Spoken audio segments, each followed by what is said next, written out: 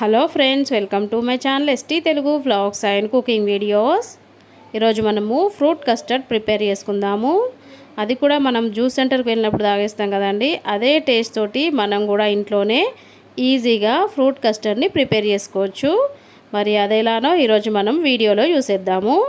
ముందుగా మనము custard milk prepare చేసుకోవడానికి ఒక గిన్నె తీసేసుకొని అందులోకి 1/2 లీటరు చిక్కటి పాలు వేసేసుకోవాలి.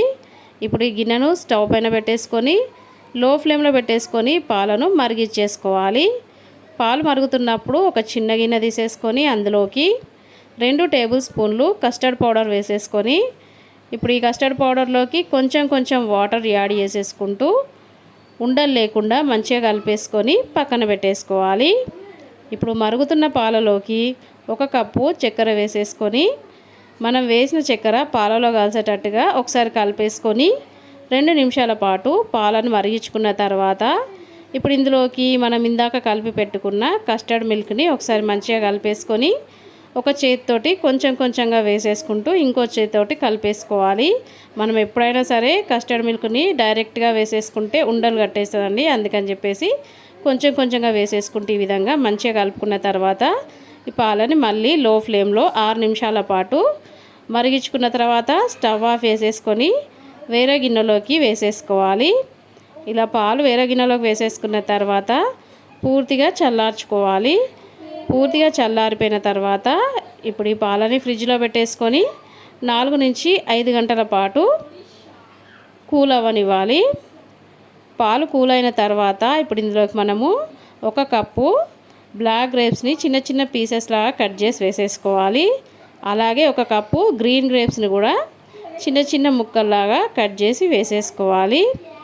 అలాగే ఇందులోకి 1.5 కప్పు యాపిల్ని చిన్న చిన్న ముక్కల్లాగా కట్ చేసి వేసేసుకొని 1 బనానాని కూడా చిన్న చిన్న ముక్కల్లాగా కట్ చేసి వేసేసుకున్న తర్వాత ఫైనల్గా ఇందులోకి మనము 1 కప్పు దానిమ్మ గింజలు కూడా వేసేసుకోవాలి.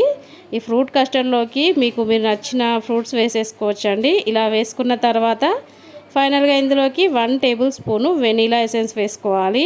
మనం వెనీలా ఎసెన్స్ వేసుకోవడం వల్ల అచ్చం జ్యూస్ సెంటర్లో తాగినంత టేస్టీగా కుదురుతుంది. ఇలా అన్ని ఫ్రూట్స్ వేసేసుకున్న తర్వాత ఒకసారి అంతా కలిసేటట్టుగా కలిపేసుకొని మళ్ళీ 1 గంట పాటు ఫ్రిడ్జ్లో పెట్టేసుకున్న తర్వాత కూల్గా గ్లాసులో వేసేసుకొని తాగేస్తే ఫైనల్గా మనకి ఫ్రూట్ కస్టర్డ్ అయితే రెడీ అయిపోయినట్టే. ఇదే ఫ్రూట్ కస్టర్డ్ని మనం జ్యూస్ సెంటర్లో కనుక తాగినట్టయితే కొంచెం కాస్ట్ ఎక్కువగానే పడిద్ది.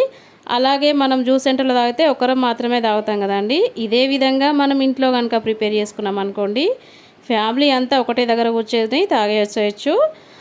యాజ్ టీజ్గా నేను చెప్పినట్టుగా మీరు కూడా ఈ విధంగా ఒకసారి ఫ్రూట్ కస్టర్డ్ని కనుక ఇంట్లో ప్రిపేర్ చేసుకుంటే జ్యూస్ సెంటర్లో తాగినంత టేస్టీగా కుదురుతుంది.